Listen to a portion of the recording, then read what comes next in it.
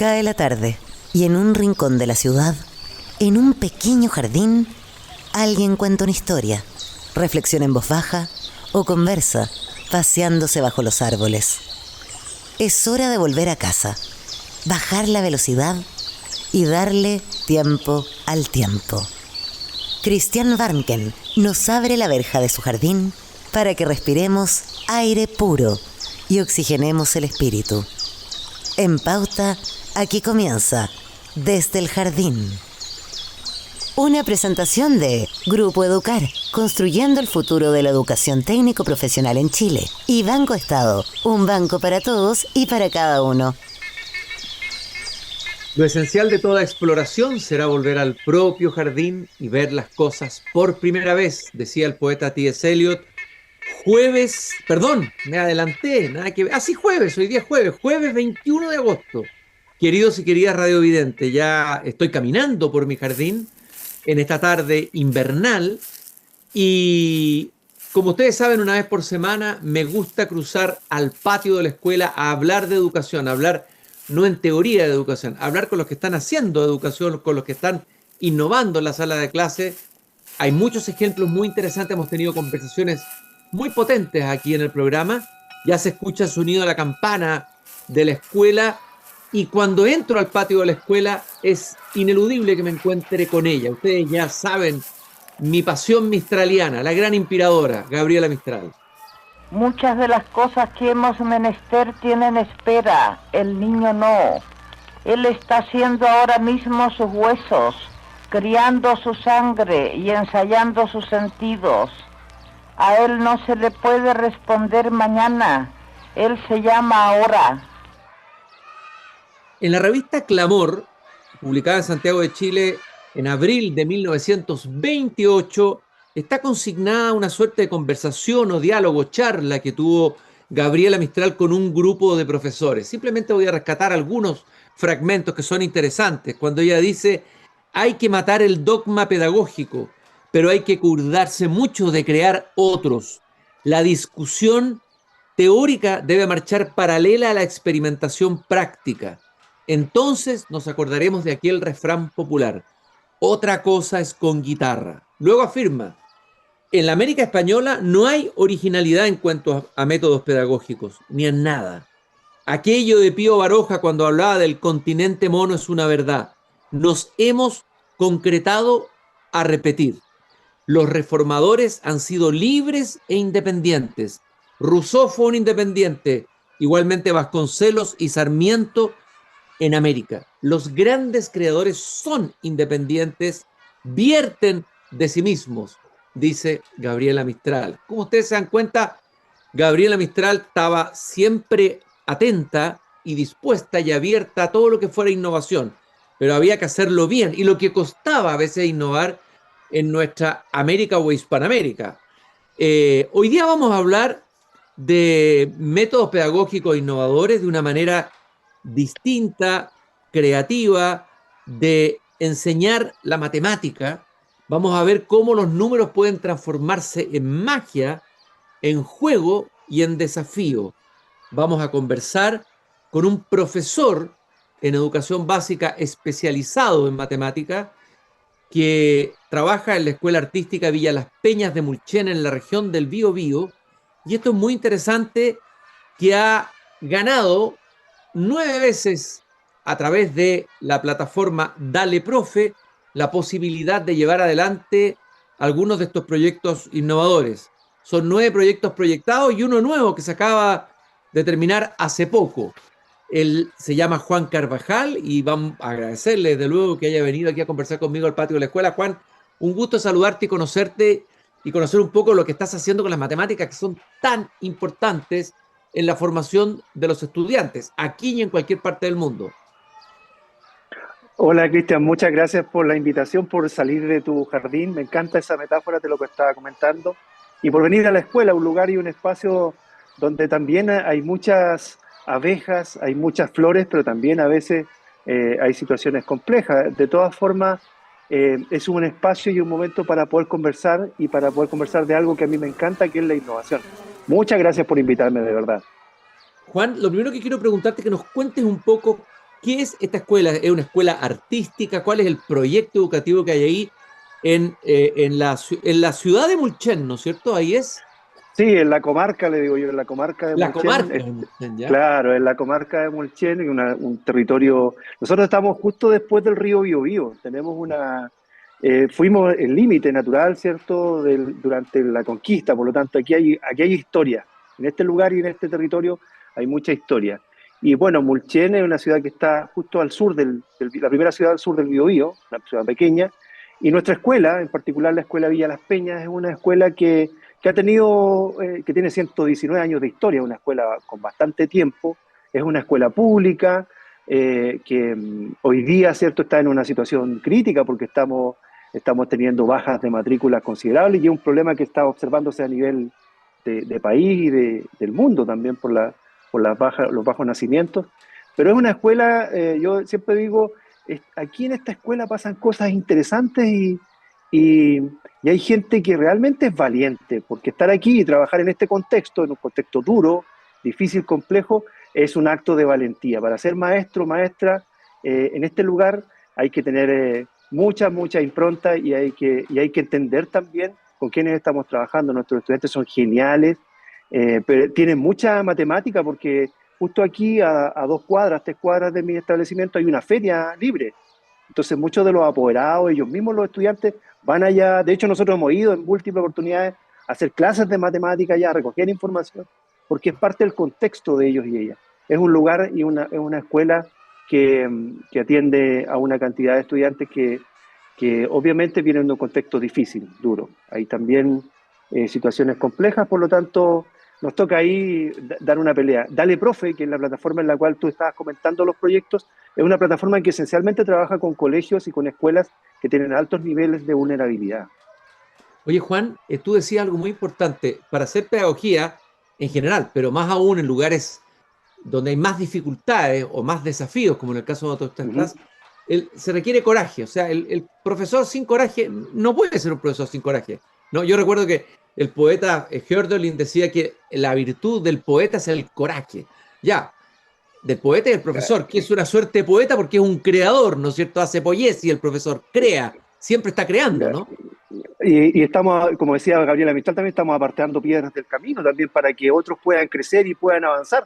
O sea, yo le digo a mis colegas, nosotros somos quizás el último faro que existe en la sociedad para poder mostrar una luz de esperanza para un tiempo que es complejo, que es difícil, pero que también abre muchas oportunidades. Yo estoy constantemente buscando espacios y oportunidades para que mis estudiantes también vean que es posible que a través de la innovación, del desarrollo de la creatividad, del pensamiento de diseño, de todo aquello que es disruptivo, que disrumpe, que provoca un ruido, un conflicto, es posible obtener grandes conquistas, grandes logros, y lo hemos conseguido. Hemos ganado concursos hemos obtenido buenos puntajes en muchas oportunidades, puntaje SIMSE, hemos ganado concursos de cine, etcétera. O sea, distintas conquistas que hemos logrado a partir obviamente de un contexto difícil, desafiante, y que muchas veces cuesta poner los focos donde esencialmente el ministerio y el currículum nos plantea.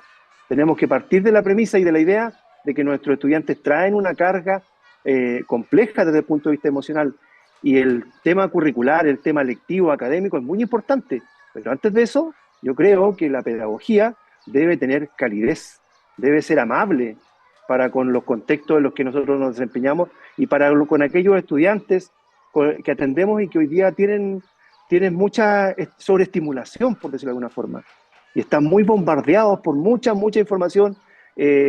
Yo constantemente les digo y los hago cuestionarse respecto de las redes sociales, los videojuegos que utilizan y cómo los han capturado su atención en esos procesos. Y también en mis procesos de innovación he tratado de incorporar ese tipo de lógicas para justamente conectar con ellos y con ellas en una asignatura que tú lo comentabas, es muy necesaria, y cada vez necesitamos más personas que estén vinculadas a la ciencia, a la matemática, a la tecnología. Juan, hay varias cosas que salieron en lo que dijiste, pero primero, a propósito de las distinciones y de los concursos que has participado en el colegio, bueno, se me olvidó decir que tú ganaste un premio Dale Profe, que también una distinción Challenger de la Universidad de los Andes. un reconocimiento a los alumnis de la Universidad del Desarrollo y al final también finalista del premio Global Teacher Prize, que hemos tenido varios invitados que han sido finalistas en ese importante premio. Dos cosas, tú hablaste de esperanza, me parece que eso es una idea fundamental. Es decir, la educación es el espacio donde debiera florecer la esperanza. Es decir, y son tiempos muy propicios para caer o en la desesperanza o en el cinismo. Es decir, no se puede hacer nada, ¿no? Pero me Claro. parece interesante que señalaras eso como una tarea de los profesores, ¿no? De transmitir, contagiar esperanza a los alumnos hoy día, más que nunca. Somos luz, tenemos que transformarnos en eso y de hecho cualquier persona que entra al aula en su condición de docente, de maestro o maestra, tiene que entender que está allí porque hay una esperanza puesta en un proceso que se llama educación. Y tenemos que entender que esa esperanza tiene que ser una esperanza plausible, que sea posible de realizar, y tenemos que mostrarlo también con el ejemplo, cómo nuestros estudiantes pueden salir adelante a través de la participación de concursos, de desafíos. Yo tengo el interés y en algún momento lo conseguiré de llevar a mis estudiantes fuera al extranjero. Son estudiantes, yo les digo, y me dicen, pero profe, ¿cómo vamos a hacer eso si eso es imposible? Es posible. Hay que creer y hay que trabajar mucho para que eso ocurra. Me ha tocado la oportunidad de salir fuera del país en varias ocasiones y algunas veces con estudiantes. Hemos estado en Alemania, en Estados Unidos. Recientemente me tocó ir a Monterrey, en México, donde se desarrolló uno de los principales congresos internacionales de innovación que realiza el TEC, el Tecnológico Monterrey. Y allí hay una palabra que me quedó resonando: florecimiento humano. Mm. Es tiempo del florecimiento humano, de todo aquello singular que la máquina o que la inteligencia artificial o que la tecnología aún no ha sido capaz, por ahora, ¿cierto?, de igualar. Todo aquello que nos hace humanos es esencialmente lo que la docencia debe provocar en la comunicación, el trabajo en colaboración, la empatía, la capacidad de entender que somos parte de un macrosistema, que tenemos responsabilidad sobre eso también. Santiago Rincón Gallardo, que es uno de los especialistas en innovación a nivel internacional, él dice que los profesores tenemos que ser capaces de enseñar a nuestros estudiantes a conquistarse a sí mismos. Oh, parece simple, pero vaya qué Sí, tarea. ¿Ah? tremenda tarea, ¿Qué una tarea? tarea Y épica. después de conquistarse a sí mismos, tenemos que ser capaces de que cuiden de ellos y cuiden de otros, de otras personas. Y finalmente, que mejoren este mundo, porque si no, ¿qué sentido tiene la educación si no es para justamente provocar el florecimiento humano? Eh, Me encanta porque tú hablaste por ahí de que llevaba a los alumnos a las ferias libres, que a aplicar las matemáticas. ¿Qué lugar mejor como escuela que una feria libre para aprender matemáticas? ¿No es cierto? El negociante que tiene su libretita, ¿no es cierto? Y que tiene que manejar a precisión todo lo que vende, lo que compra. Así es una escuela un lugar de aprendizaje notable, las O ferias libres sea, de Chile, ¿eh?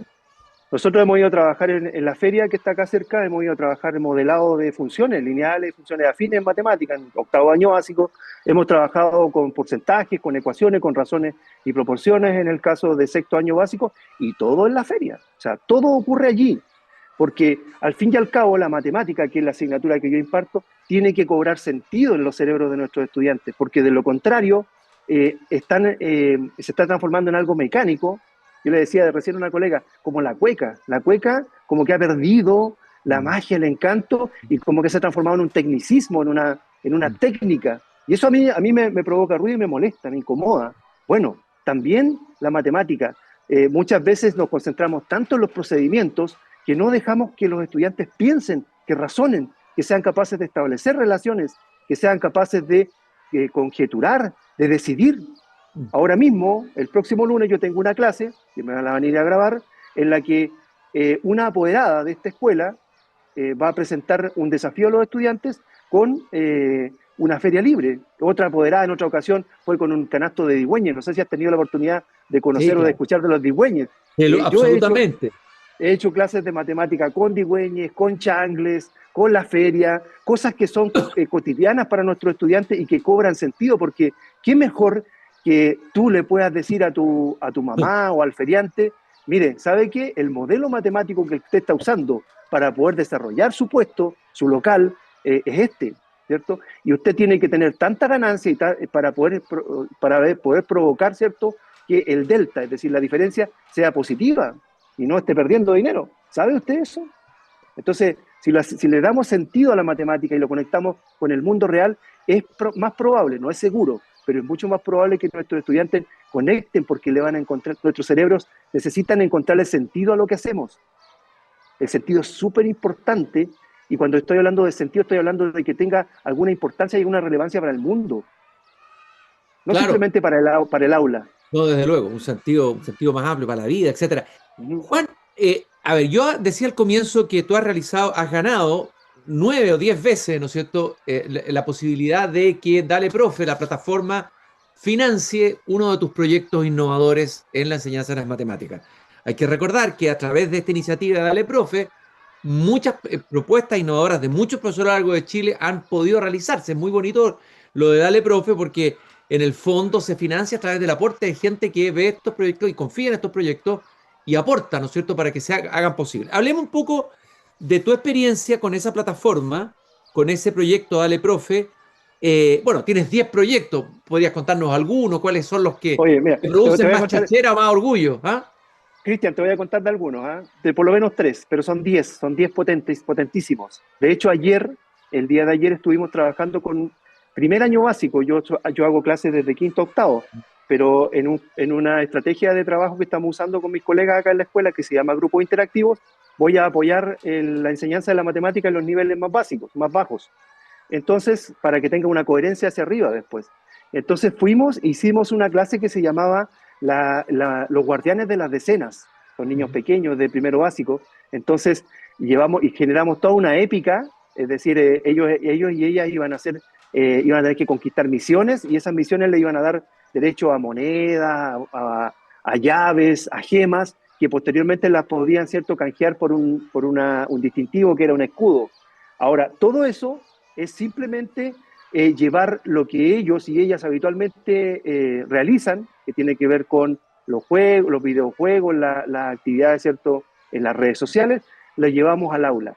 Y esa actividad la hicimos con un material que se llama, con una estación de trabajo que se llama Matemática con Sentido, que incluye barras Cucinieri, que son unas barras mágicas que permiten trabajar todas las operaciones matemáticas, etcétera. Entonces, cuando tú le pones la épica, le pones la magia a la clase, los estudiantes funcionan pero increíble. Entonces todos trabajaron, querían conquistar sus espacios.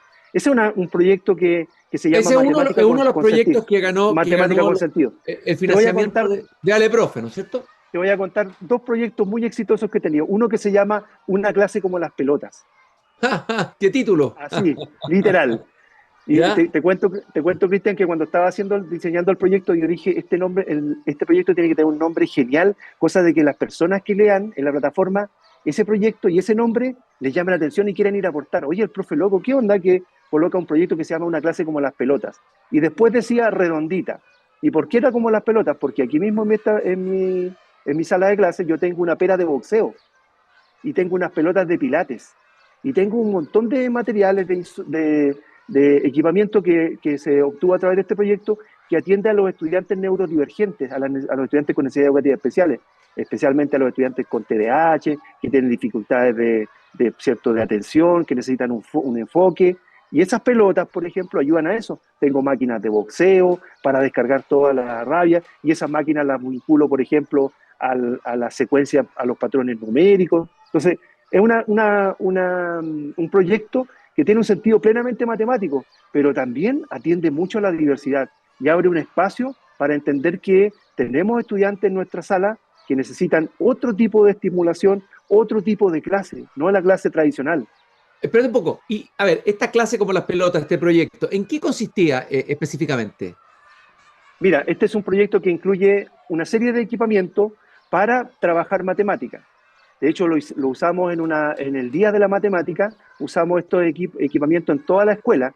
Son, por ejemplo, aros de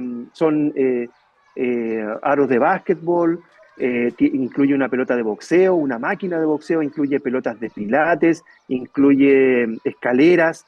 Todo tiene que ver con el movimiento, ¿vale? Es decir, cuando yo te digo, Cristian, 2 veces 3, lo que te estoy diciendo es 6. ¿Te fijas?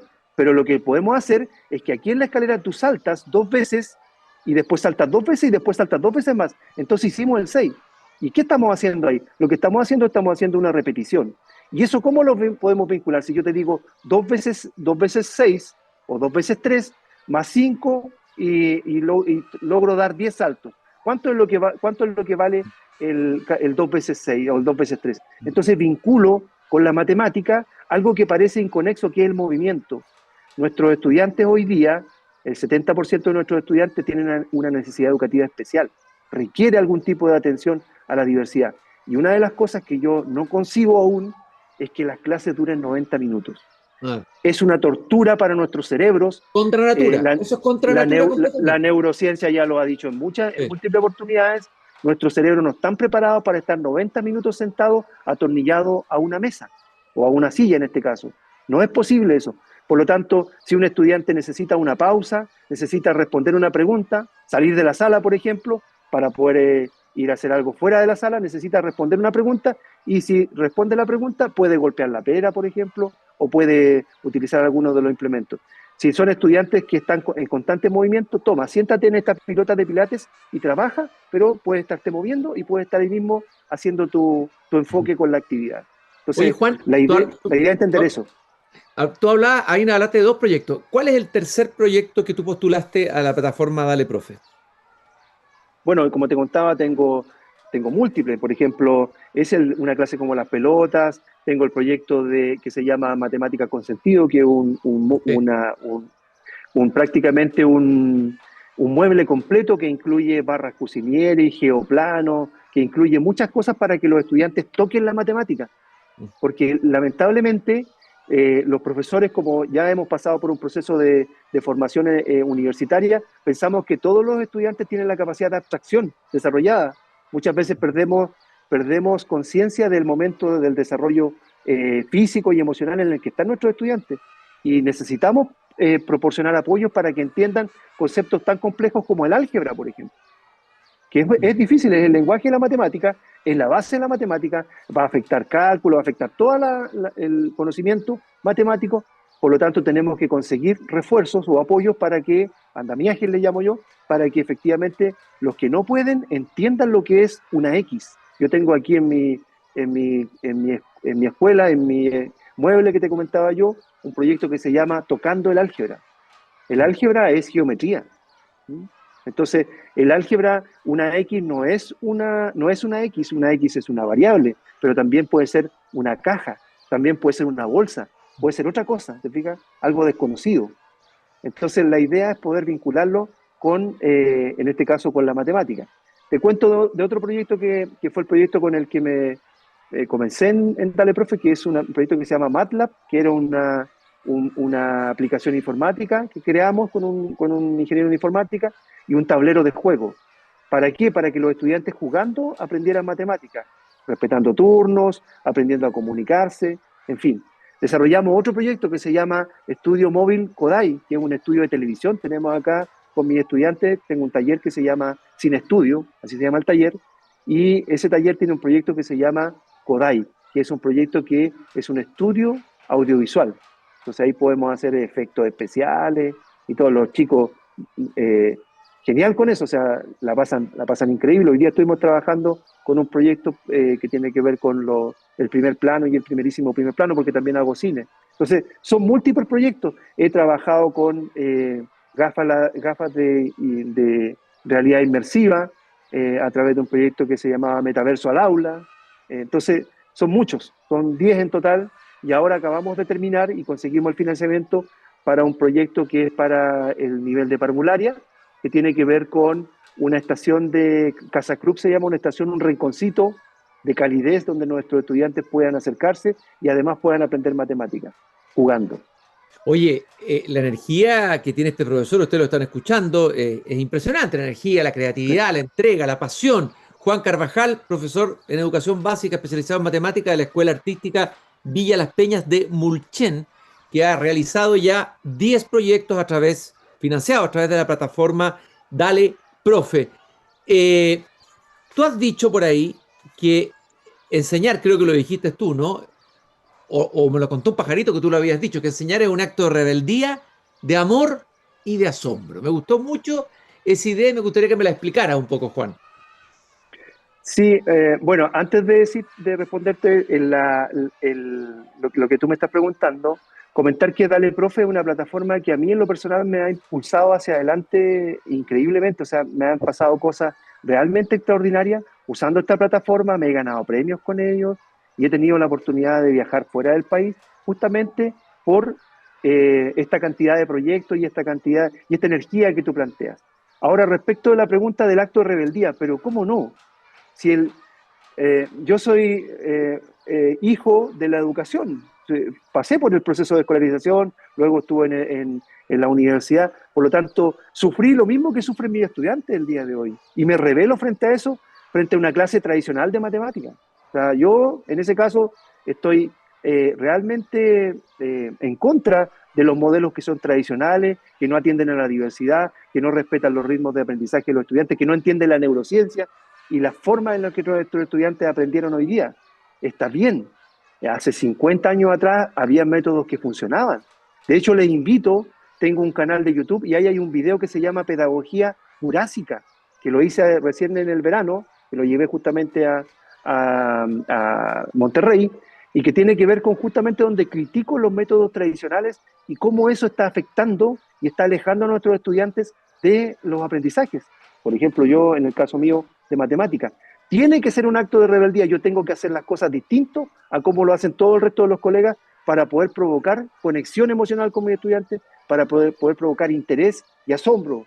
Asombro porque necesitamos que la educación deje de ser o deje de estar centrada en el conocimiento. Este es el tiempo de la aplicación, es el tiempo de hacer, de asombrarnos con lo que estamos haciendo. Es momento de entender que todo lo que, mira, esto es bien simple. El año 98 me parece que fue, apareció Google. Por primera vez en la historia, todo el conocimiento humano estaba almacenado en un espacio. Luego, el 2004, salieron 2003, por ahí, o 2000, salieron las redes sociales. Y hoy tenemos la inteligencia artificial. ¿Cómo vamos a seguir pensando que lo más importante es el conocimiento si está allí, alojado en todos lados? Hoy día, este es el tiempo de la aplicación. Si usted no entiende que lo que tiene que hacer es aplicar, como yo te comentaba, llevar a mis estudiantes a la feria, conectarlos con las cosas que pasan, a aplicar para que entienda. Nuestros estudiantes no quieren ser pasivos receptores, diplodocus, les digo yo, del aprendizaje. Ellos son velociraptores, son rápidos, son ágiles, buscan profesores y profesoras que los movilicen hacia la acción. Si no, rapidito pasan de largo y pierden el foco. Oye, Juan, tú hablaste ahí de la neurociencia. A ver, ¿qué has descubierto tú en la neurociencia que te haya sido muy revelador para tu propia asignatura de matemática? ¿Cuál crees tú que de los descubrimientos, de los conocimientos que nos ha entregado hace varias décadas ya, la neurociencia te ha servido más para tu tarea de profesor de matemática en el aula? Bueno, existen, por ejemplo, voy a poner un solo ejemplo, las neuronas de espejo. Esas neuronas de espejos son claves para provocar conexión emocional con tus estudiantes. Cuando tú entras al aula, no es lo primero y lo esencial el aprendizaje, eso es consecuencia de otras cosas que pasan antes. Por ejemplo, la conexión emocional. La neurociencia me ha enseñado que yo lo primero que debo hacer es saber con qué cerebros, con qué estudiantes y cómo están pensando ellas y ellas y qué están esperando de mi clase para luego yo provocar experiencias de aprendizaje que conecten con esas expectativas que ellos y ellas tienen. Si yo voy tradicionalmente a hacer lo que yo siempre he hecho y no escucho a mis estudiantes respecto de los intereses que tienen, de lo que juegan, de las experiencias de fuera del establecimiento que están teniendo, y no lo incorporo en el proceso en el diseño de mi experiencia de aprendizaje, es muy probable que vaya a chocar contra una muralla. La neurociencia me ha enseñado que lo más importante es la conexión emocional con mis estudiantes. Lo dice Francisco Mora, sin emoción no hay aprendizaje. La emoción es el pegamento del aprendizaje. Así, literal. Si usted pone emoción, segurísimo que va a provocar aprendizaje en sus estudiantes. Si no pone emoción, es probable que pueda conseguir algún aprendizaje, pero van a ser mucho menos significativos, mucho menos profundos y más mecánicos. ¿Quién habría pensado, yo, que soy un alumno de otra generación, de que a las matemáticas se unía la emoción? ¿Quién habría pensado que la innovación y la emoción son fundamentales para el aprendizaje? Bueno, Juan Carvajal, profesor de educación básica especializado en matemáticas, está mostrando en la Escuela Artística Villa Las Peñas de Mulchen, en la región del Biobío, que las matemáticas también tienen magia, las matemáticas necesitan emoción, como todas las asignaturas y todos los conocimientos. Juan, yo te quiero agradecer esta interesantísima conversación donde nos has traspasado además tu entusiasmo, tu energía. Ojalá hubieran muchos Juan Carvajal de profesores de matemáticas en todo Chile. Creo que otro gallo cantaría. Fue un gusto conversar contigo, Juan, aquí en el patio de la escuela.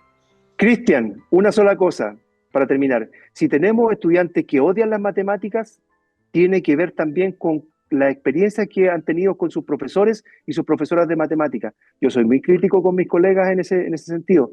Tenemos que también hacernos una autocrítica respecto de nuestras propias prácticas pedagógicas. Una última cuestión. Hace un año atrás estaba en un seminario en Brasil, en una conferencia igual contigo a través de Zoom, y uno de mis colegas me decía, no, Juan, me decía, quizás el problema no es de aprendizaje de nuestros estudiantes, quizás los problemas centrales y primordiales en este tiempo estén en la enseñanza, en la forma que estamos enseñando. Ahí hay que preguntarnos. Ahí hay que hacerse las preguntas necesarias. Nosotros, tenemos que cuestionar eso. ¿Qué es lo que hay que modificar? Gabriela Mistral, en la década del 30, decía muchas cosas parecidas a estas que tú estás diciendo. Se tuvo que enfrentar a su propio gremio. Era muy crítica, pero ya daba algunos vislumbres de hacia dónde nos va llevando la educación de hoy, que necesita, como tú bien lo has dicho, innovación y emoción. Fue un gusto conversar contigo, Juan. Saludo a todo el equipo. Muchas gracias. Artística Villa Las Peñas, allá en Mulchen, región del Biobío. Nosotros vamos a ir a una breve pausa, queridos radiovidentes. Recordarles que en Banco Estado renovamos el patrimonio de todos, para todos, con la apertura del edificio patrimonial Valparaíso Prat. Una muy buena noticia para la ciudad. Es un nuevo centro de contacto telefónico, un centro de negocios y el centro cultural Banco Estado. Infórmate más en bancoestado.cl. Ya regresamos después de estos breves segundos de pausa.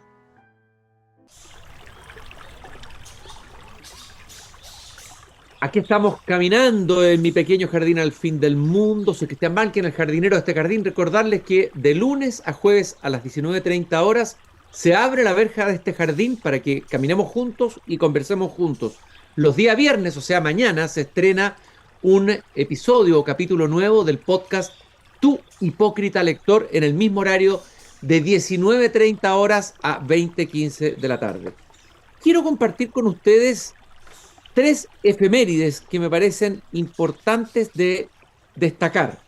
La primera efeméride es que el 24 de agosto de 1899 nacía en Buenos Aires el escritor Jorge Luis Borges. Se ha hablado mucho de lo fundamental, de lo grande que fue el genio poético y el genio narrativo de Jorge Luis Borges. Vino a revolucionar, a cambiar el idioma español, porque eso fue lo que hizo Borges. No solamente cambió la manera de mirar la literatura, de narrar, de convertir todo en una suerte de laberinto, ¿no? Jorge Luis Borges es una suerte de detective salvaje de laberintos y de enigmas metafísicos, desde luego, gran lector de la Cábala. Y no solamente fue un gran narrador, sino que también Jorge Luis Borges fue un gran poeta. Hay que recordar, y lo hemos visto, lo vimos en un programa anterior, que por ejemplo Pedro Aznar convirtió muchas de los poemas de Borges en bellísimas canciones. Recomiendo buscar ese álbum donde Pedro Aznar musicaliza la poesía de Jorge Luis Borges.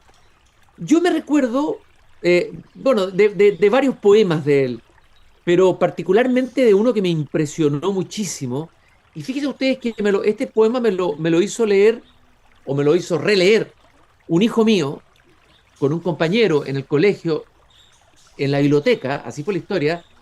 Abrieron un libro de poesía de Borges, parece que se los había mostrado el profesor, y se encuentran con este poema impresionante que se llama El Suicida. Tal vez el poema más impresionante que haya leído yo sobre ese hecho tan trágico que es el del suicidio, algo que lamentablemente está tan presente y vigente hoy en nuestra sociedad y particularmente entre los jóvenes. Miren lo que escribe Borges. El suicida. No quedará en la noche una estrella. No quedará la noche. Moriré y conmigo la suma del intolerable universo. Borraré las pirámides, las medallas, los continentes y las caras. Borraré la acumulación del pasado. Haré polvo la historia, polvo el polvo. Estoy mirando el último poniente. Oigo el último pájaro. Lego la nada a nadie. El suicida Jorge Luis Borges, 1975. Y así como este, hay muchos y maravillosos poemas de Borges, el poema Los Justos, el poema sobre el tiempo y Heráclito, el poema sobre las flores amarillas. Es un poeta más bien desconocido, Borges. Es más conocido como narrador, pero poco leído como poeta. Y como narrador, ¿qué quieren que les diga? Borges nos interna, nos lleva a territorios desconocidos, a fronteras donde ningún otro narrador había llegado antes. Él convirtió la gran biblioteca universal en un laberinto, donde nos perdemos y donde nos encontramos. Recomiendo particularmente el cuento El Aleph, que tiene muchos elementos autobiográficos y cuyo momento clímax ocurre en el sótano, en una calle en Buenos Aires. Pero también recomiendo un cuento más cortito, por ejemplo, Borges y yo, donde Borges habla de sí mismo como si fuera otro. Esto es muy interesante. Borges ya era famoso, aparecía en todos los medios de comunicación, se hablaba de él, ganaba premios, y él empieza a mirar a ese otro Borges como un extraño. Y dice, al otro, a Borges es a quien le ocurren las cosas. Yo camino por Buenos Aires y me demoro, acaso ya mecánicamente, para mirar el arco de un zaguán y la puerta cancel. De Borges tengo noticias por el correo y veo su nombre en una terna de profesores o en un diccionario biográfico. Me gustan los relojes de arena, las mapas, la tipografía del siglo XVII, las etimologías, el sabor del café y la prosa de Stevenson. El otro comparte estas preferencias, pero de un modo vanidoso que las convierte en atributos de un actor. Qué magnífica manera de reírse de la fama que él mismo había conquistado y de separar su yo más interior de esa máscara que somos siempre en el mundo, ese otro que está haciendo cosas por nosotros, pero que no somos finalmente nosotros.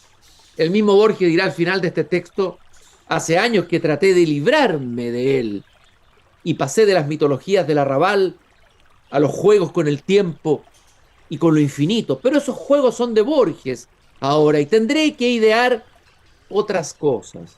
Así mi vida es una fuga y todo lo pierdo y todo es del olvido o del otro. No sé cuál de los dos escribe estas páginas. ¿Quién escribió esto? El Borges, el Borges más íntimo, el que no quiere ser famoso, o el Borges famoso, el personaje público. Esas son las sorpresas maravillosas que nos entrega siempre la literatura de Borges, una literatura no solo estimulante intelectualmente, sino también sensorialmente, porque la prosa de Borges, el español que usa es magnífico, hay que casi leerlo en voz alta, ¿no? La manera como usa los adjetivos, cómo nombra el mundo, es una maravilla. Otra efeméride importante que se celebra en estos días es la de Howard Phillips Lovecraft, quien naciera el 20 de abril de 1890 en Providence y que falleciera en agosto. Lovecraft es un autor que ha ido ganando cada vez más adeptos y sobre todo me sorprende mucho entre los jóvenes, que han descubierto en él el gran maestro del horror. El horror es una temática muy amplia en la literatura. Hay toda una literatura del horror. Edgar Allan Poe. Bueno, hay diferentes tipos de horror. Pero él innovó en el género del horror y creó el llamado y famoso horror cósmico, en donde el hombre, el ser humano, aparece como una figura insignificante en medio de un universo que constituye para él una amenaza. Y Lovecraft juega muy bien en la cruzada de ese mundo del ser humano y de aquello que ocurre en una dimensión mucho más cósmica. Es muy inquietante. Son muy inquietantes los cuentos de Lovecraft, ¿no? por ejemplo, La llamada de Cthulhu, ¿no? Donde hay un dios ancestral que espera en el fondo del océano, eh, y que no sabemos nada de él, sino a partir de las consecuencias que a través de los sueños, o a través de los actos imaginativos, de muchas cosas que hace el ser humano, se va manifestando la presencia de este Dios ancestral e inquietante con lo que Lovecraft nos introduce en el horror. Un innovador en la literatura, un hombre solitario, de una vida extraña, difícil, ríspida, ¿no?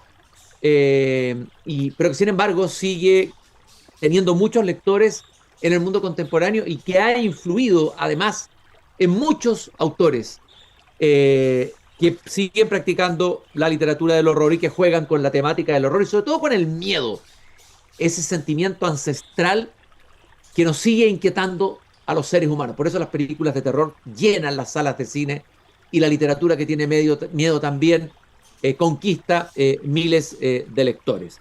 Y la última figura que quiero recordar en estos días, una efeméride importante, es la de la filósofa de origen judío, pero convertida al catolicismo y muerta trágicamente en un campo de concentración el 24 de agosto de 1943, Simone Weil.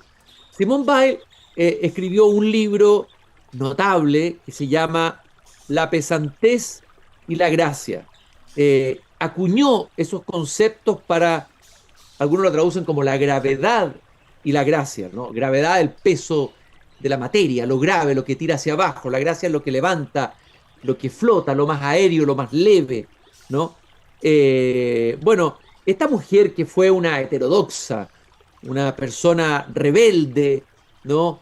Una burguesa desclasada, fue obrera, fíjese usted, trabajó como obrera, tenía toda una reflexión sobre el tema del trabajo, fue filósofa, fue mística, fue creyente pero al mismo tiempo anticlerical, se opuso a las estructuras eclesiásticas.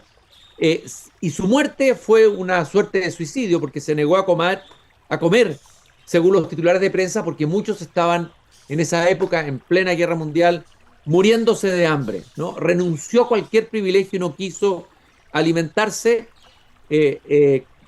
recibiendo las cartillas de racionamiento que habían en la Francia ocupada. Había dicho yo recién que había muerto en un campo de concentración. No, no murió en un campo de concentración, pero murió de hambre, ¿no? Ahora, ella hablaba de la gravedad y la fuerza, ¿no? Él hablaba de la levedad y la pesantez, como esa sería como la gran antítesis en la que se mueve el ser humano. ¿Qué es lo que es la pesantez? Es la herida, es la desgracia de la existencia, es la necesidad, es la muerte, es la impotencia. Pero para Simone Weil, eso lo vivimos todos los seres humanos inevitablemente, lo importante era que el alma no fuera aplastada ni corrompida ni reducida a la pura impotencia por esa gravedad y por esa pesantez. Y es ahí donde aparece la levedad. Otra cosa interesante es que en Simone Weil, que era muy creyente, el Dios de la Simone Weil no es el Dios que está presente visiblemente en los ritos, por ejemplo, del mundo católico, religión a la que él se convirtió. No, el Dios de Simone Weil es como un Dios ausente, ¿no? Es un Dios que al crear el mundo, de alguna manera se niega a sí mismo, ¿no? O sea, es un Dios que pareciera impotente, ¿no?